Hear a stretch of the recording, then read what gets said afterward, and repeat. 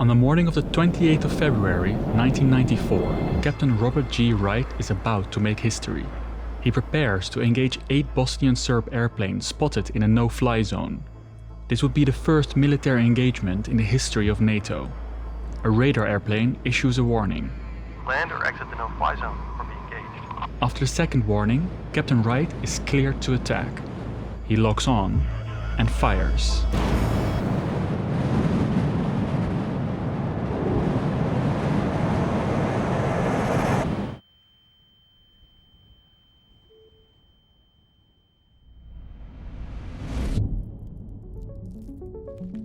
NATO is here to stop the war in the former Yugoslavia, a nation once built on brotherhood that was tearing itself apart along ethnic lines. How did this happen? Yugoslavia seems special. When multi-ethnic empires were falling apart, Yugoslavia formed a federation of 6 republics. When superpowers divided the world in 2 blocks, Yugoslavia crafted a third. And when the West thought war was something of the past, Yugoslavia started the worst conflict in Europe since World War II. I traveled all across the former Yugoslavia to show you the past, present and future of this region. Nobody wants war. If it happens, well, we must be ready.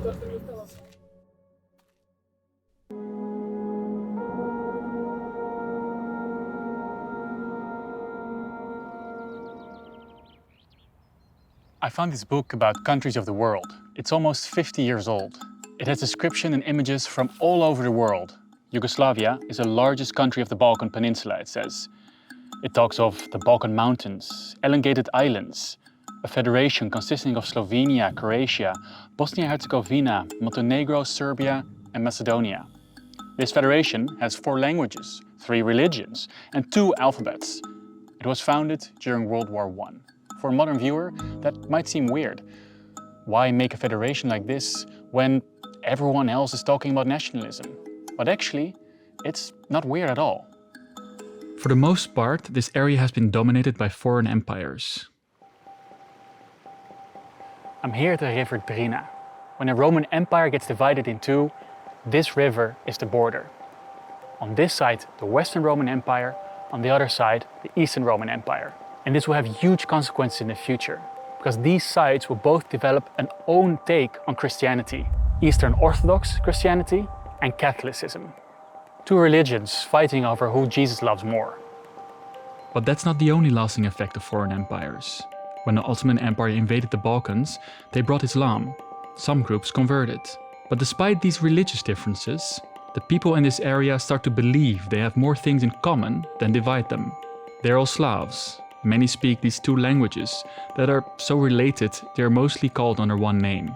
And they feel oppressed by 2 empires. Serbia is the first to successfully fight for their independence. But it's the independence wish of a Bosnian Serb that will unite the Slavs. It just needed a world war to happen.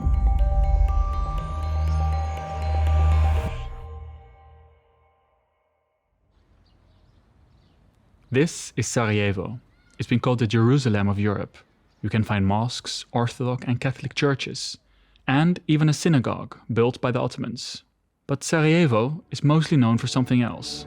I'm standing in the exact spot where Gavrilo Princip, a Bosnian Serb, stood when he attacked Franz Ferdinand, the heir to the Austrian-Hungarian throne, and killed him.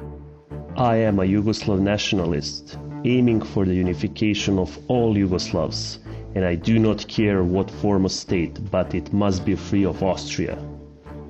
In 1918, Gavrilo's dream came true. The kingdom of the Serbs, Croats and Slovenes is born. This makes a lot of sense. The Croats and Slovenes are safe from potential aggression from countries like Italy and Hungary. Serbians are spread over a big area. They can now unite in this country.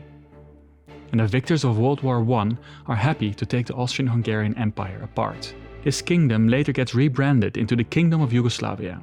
But quickly Croats and Serbs clash over how to rule this kingdom. Croats want more federal independence.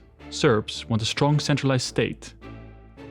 Before this can be resolved, Yugoslavia gets invaded by Nazi Germany and its allies.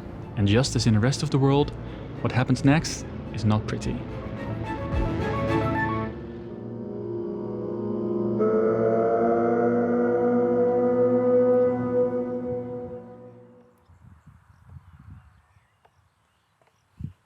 I'm here at Jasenovac. This is the death camp run by the Croatian fascist regime, the Ustaše. It's basically Croatia's Auschwitz. The atrocities committed here are not done on an industrial scale, but with knives, hammers and scythes. It goes so far that the German commander said, "The Croats have gone raging mad." Hitler even intervened. The thing about World War II in Yugoslavia is that it's not an occupation, it's also a civil war. There are three groups. You have the fascist Croat group, the Ustaše, there is a loose federation of Serbian royalist resistance groups called the Chetniks, and there are the communist partisans. Both the Ustaše and Chetniks are extreme nationalists. Nation-states cleansed of other ethnic groups are all the rage in this time. The Chetniks wanted to unite all Serbians in one state. The Ustaše a Croatia without Serbs, Jews and Roma. And the partisans want to have an independent socialist state where all ethnicity live together. These aims conflict and will lead to a lot of bad behavior. This monument lists 83,145 casualties, with the majority Serbs, Jews and Roma that were murdered. But most weren't killed here. In total, around 340,000 Serbs alone were murdered by the Ustaše. In response, Chetniks kill Croats and Muslims. Partisan forces fight Ustaše, Chetniks and also kill some civilians. Now it's important to point out that the Ustaše never had the support of more than 10% of the politically active population, and that not all Serbs supported the Chetniks. Many Serbs joined the partisans, and these partisans are the largest resistance group in the Second World War. They managed to liberate themselves without much foreign aid. But this new country needs a story to unite people after this civil war. There is one man that will think of such a story.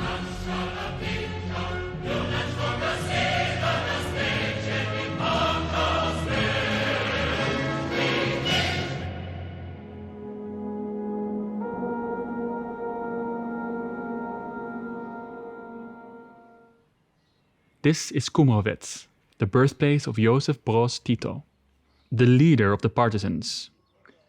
Kumrovec is located on the border between Slovenia and Croatia, and Tito himself was born from a Slovenian mother and a Croatian father, in that way embodying the Yugoslav ideal. He understands that people in Yugoslavia were, quote, so closely related that they could live together, and so intermingled that they had to. The story he invents is that all people in Yugoslavia fought together against fascism.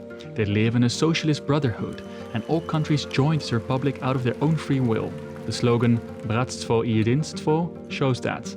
All ethnicities get the same rights. To push this new story for the nation, the Communist Party built these futuristic-looking monuments all over Yugoslavia that commemorate victims of the Second World War.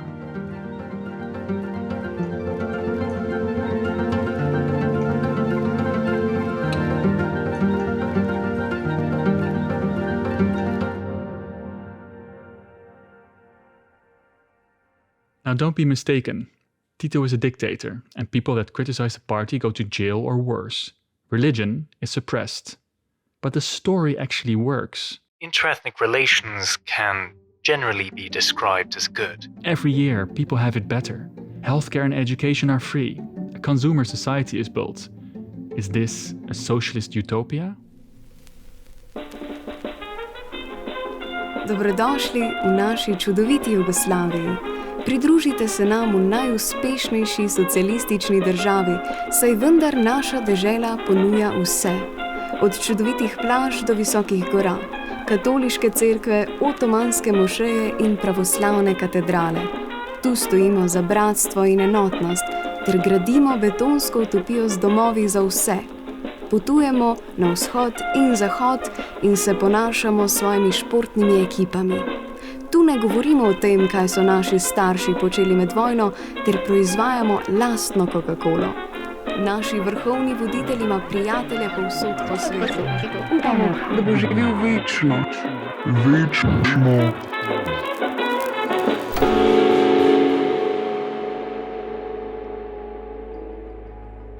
Tito did not live forever. His death is often seen as the reason for the collapse of Yugoslavia. That without him, violent ethnic tensions would have to erupt. When war in Yugoslavia did break out in 1991, Western commentators knew the Balkans were a place where hatred and distrust lingered to this day. Popular books like this came out that talk about Bosnian villages that were full of savage hatreds. Hatred that had deep roots in some distant tribal past. Popular YouTube videos also talk about the ethnic tension as the main cause for the war. Constant ethnic and religious division, it seemed that it was only a matter of time before a breakup would be imminent. And although the conflict played out along ethnic lines, the idea that they were the cause of the conflict is a myth that just won't die. Before the 20th century, there had actually never been armed conflict between Serbs and Croats. Northern Serbia and Macedonia were also multi-ethnic, but both were generally peaceful in this period. And when Tito died, the country did not suddenly collapse. Socialist Yugoslavia existed for 11 years after he passed, almost a quarter of its lifetime. What did happen is that ethnic identity was shaped by elites during a time of traumatic changes.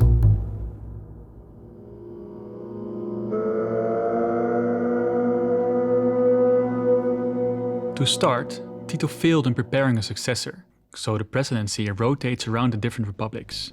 This leads to a power vacuum. A previous change in the constitution already gave the individual republics more power, and the richer republics soon feel a lot less solidarity with their poorer neighbors. Look at this graph of economic growth. The world was hit by a bad global crisis in the 70s and the 80s. Many countries are suffering in the early 80s, but then recover. In Yugoslavia, for 10 years, the situation only gets worse. It borrowed money from the IMF, but that demands neoliberal reforms in return. They push the country into a bigger crisis. In the 1990s CIA World Factbook, Yugoslavia has unemployment of 50% and inflation of 2,700. So this is a country with mass unemployment and never-ending crisis, where the same bread can be 4 times as expensive in a single month. And then something happens that will have an even bigger impact. To understand what that is, you have to look at this photograph. This is from the 1984 Winter Olympics, organized in Sarajevo. The Yugoslav delegation is sandwiched between the USA and the Soviet Union. That was also their position on the world stage. Yugoslavia was one of the founders of an organization of countries that was not part of the Western or the Soviet bloc. That this conference should call upon the powers of the world to disarm. If you want peace, stop preparing for war. A country where leaders from all over the world visited. Yet the relationship with the Soviets was never easy. The fear of a Soviet invasion kept the country together. But when communism starts crumbling, that fear evaporates. The Americans lose interest in supporting an unaligned socialist country, and people demanding change all over Eastern Europe scare Yugoslav communist elites. How will they keep power?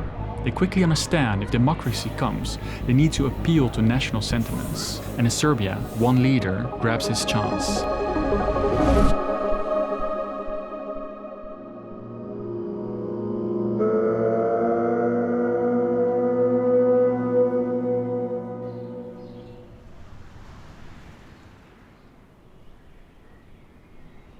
I'm here at Kosovo Polja, means Kosovo field.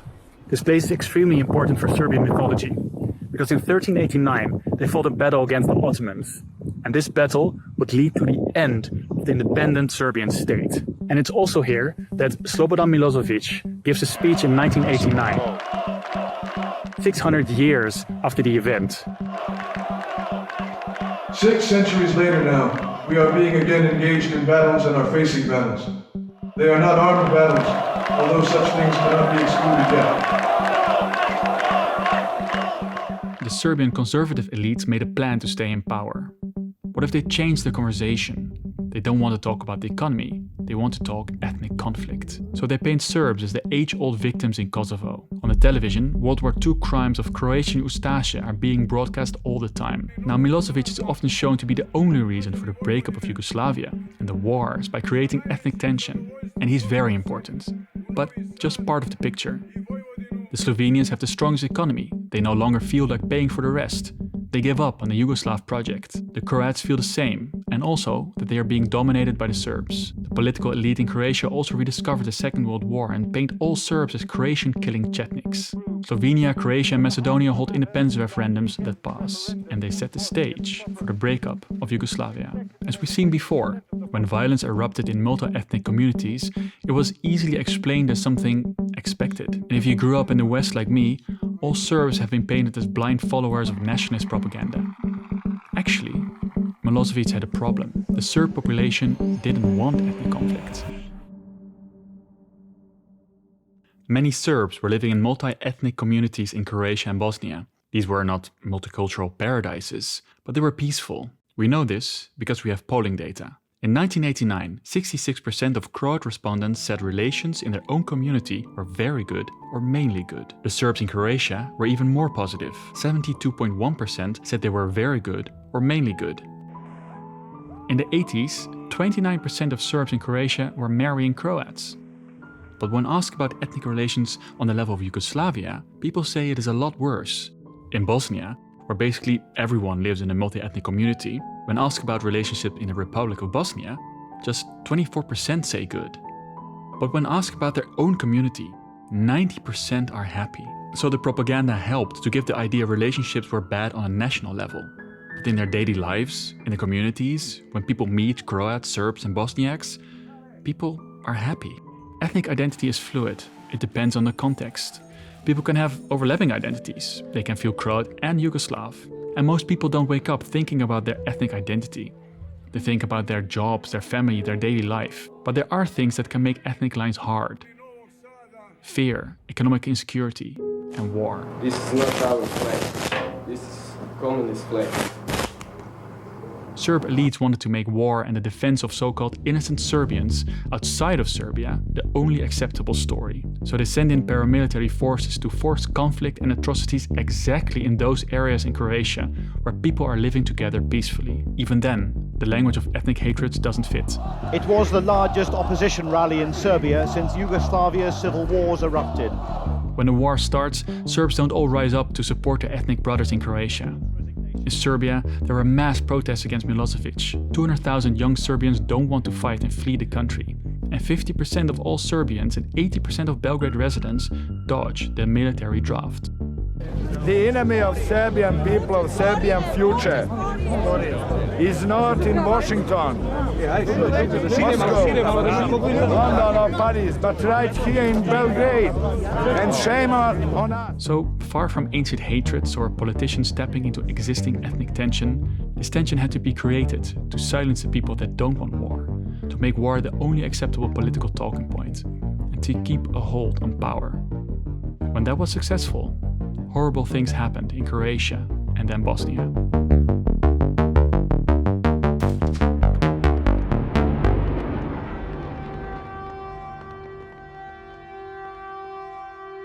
These Yugoslav wars in Croatia and Bosnia have been covered countless of times, so I will not give you a day-to-day account.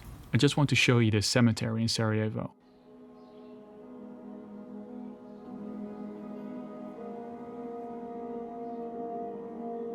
This place is full of people that died too soon.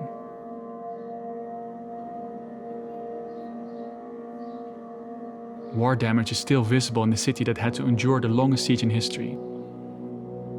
In these wars, it's the Bosnian Muslims, the Bosniaks, that suffer the most, mostly from Serbian aggression incited by elites. With the massacre of 8,372 men and boys in Srebrenica as the worst act, a deliberate attempt to erase Bosniaks.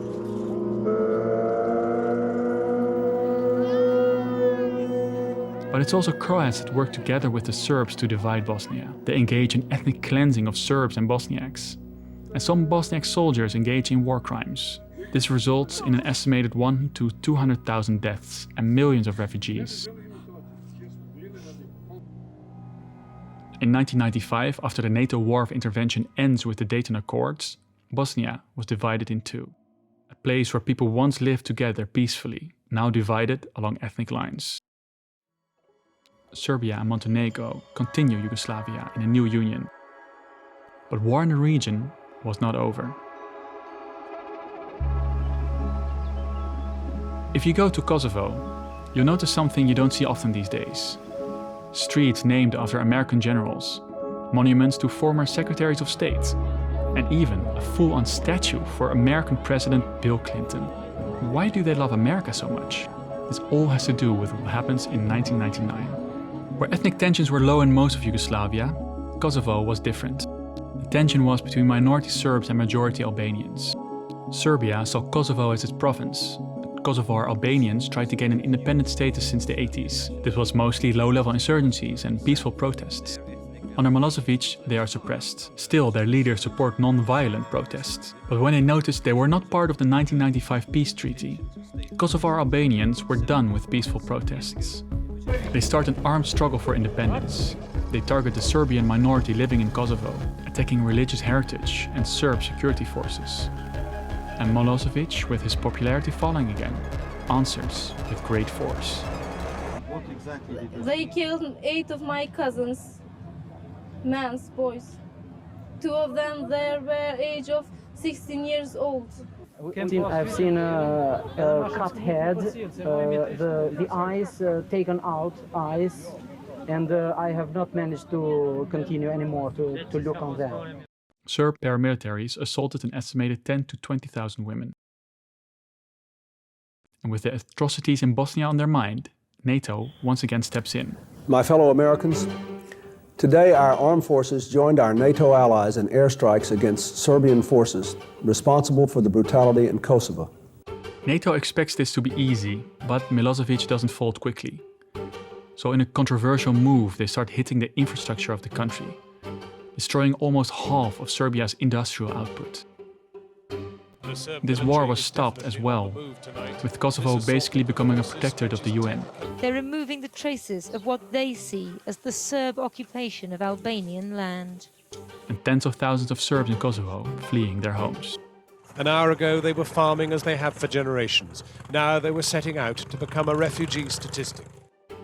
Yugoslavia finally ended when Montenegro voted to leave the Union in 2006.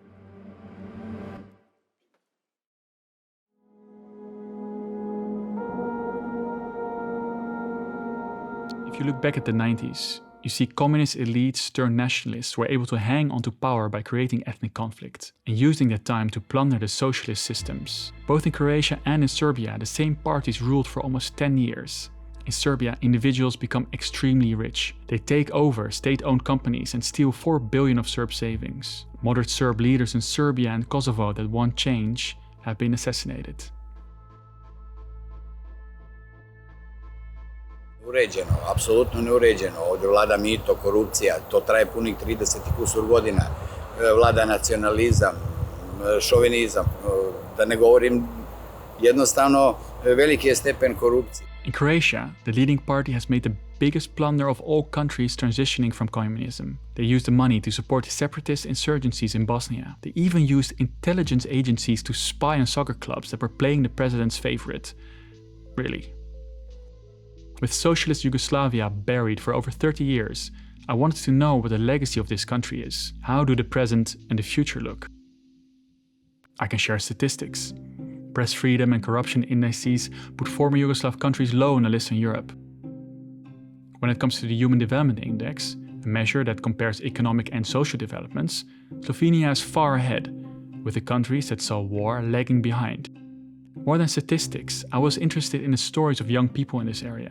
But I ran into a problem. Almost everywhere people wanted to talk to me, just not on camera. In the Serbian part of Bosnia, I talked for an hour with a Serb my age who had only positive experiences working with Croats, working with Bosniaks, and he was sick of the corruption. But he couldn't tell me any of that, because saying that would be career suicide.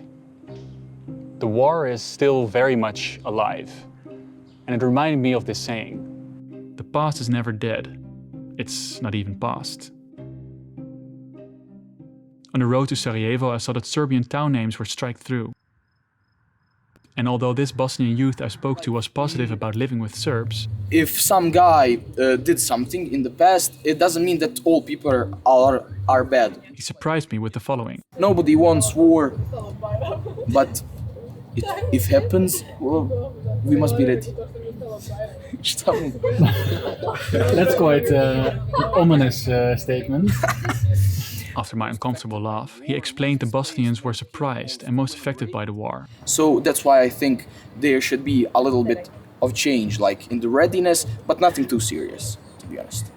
I put this to the bravado of the youth, but all the other people I spoke to in Bosnia told me war is a daily topic. Both the politicians will continue to repeat these things, continue to bring up the war, continue to bring up ethnic national tensions. It's the way they attract attention. It's the way they attract the sort of basal emotions of people.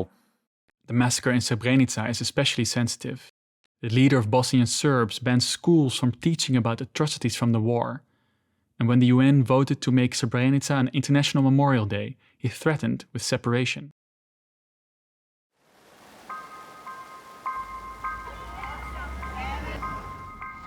In Belgrade, Serbia, the recent past is visibly present. You can find many memories of the bombing and disagreement with Kosovo's move to declare independence in 2008.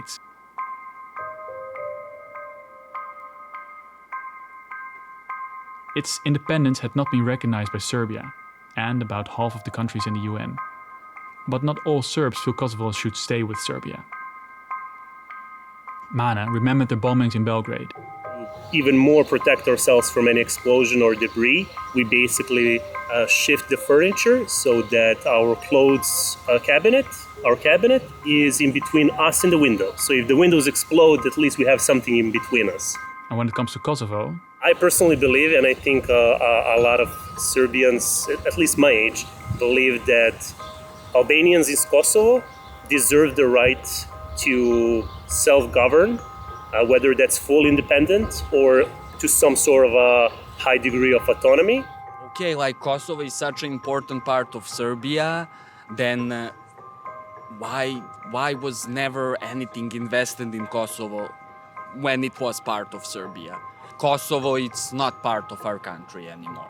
But then again, if you give them the right to govern themselves, the same should apply to the Serbians living in Kosovo. Speaking to locals in Kosovo, the memories of the wars were still fresh. They told me their unresolved situation is a constant point of stress, and they have a big fear for a new Serbian attack. So what about the future for this region? The history and end of Yugoslavia is still a big issue in these countries.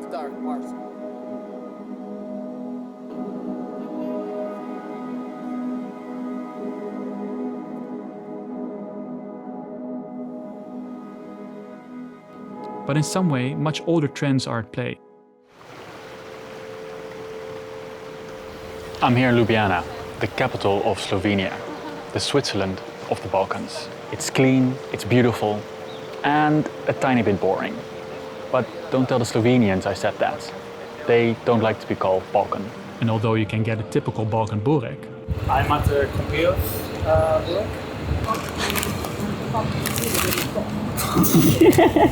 If you squint your eyes, you could also be in Austria. The influence of the Austrian-Hungarian Empire is not only the architecture. This map shows you how many people knew to read and write in the Kingdom of Yugoslavia almost 100 years ago. And although Socialist Yugoslavia invested a lot in Slovenia's industry, its geography has always put it close to the richer European core. History influences the present, but it doesn't define the future. This region has a long history of ethnic coexistence. The Ottoman Empire was not interested in creating an Ottoman people. They gave ethnic and religious minorities relative freedom. But it's modern politicians that focus not on those long times of peace, but on times of war, using ethnicity to divide people, a trend you can unfortunately see all over Europe. The situation is hard not to make you sad, because the politics are so different from the people. Everywhere I came, I only had extremely positive experiences. The young people I spoke to were open to other cultures. The former Yugoslav states are some of the most beautiful places in Europe. Its people take pride in being the most hospitable. So I would really ask people, visit these countries and talk to the locals, to experience this region for yourself.